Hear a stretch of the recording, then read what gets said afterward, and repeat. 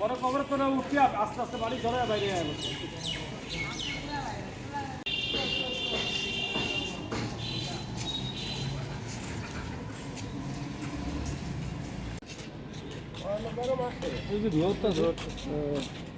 পাথর কলের খনি বেড়েছে মানে বাংলাদেশে।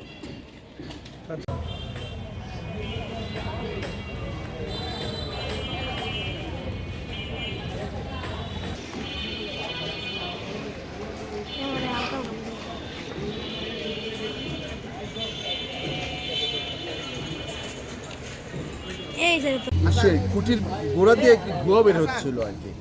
তো ব্যাপারটা প্রথম আমি ওই যে ফায়ার সার্ভিসকে জানাই এবং বিদ্যুৎ অফিসে জানাই আর কি, যে পল্লী বিদ্যুৎ, ওনারা এসে পরিদর্শন করে এবং ওনারা এরপরে আবার ইটিওনো মহোদয়কে আমি জানাই। তারপর উনি আবার ইঞ্জিনিয়ার সাহেবকে আনে, সবাই মিলে এখানে মাটি গর্ত করে দেখা যায় যে ভিতর থেকে উত্তপ্ত ধোঁয়া বের হচ্ছে এবং মাটি খুব গরম, মাটি স্পর্শও করা যায়, এত গরম আর কি।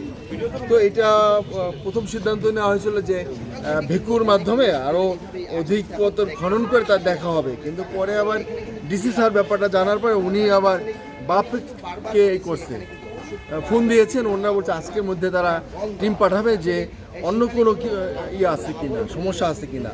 তবে বিদ্যুৎ সংশ্লিষ্ট কোনো ব্যাপার যে না, এটা নিশ্চিত আর কি, যে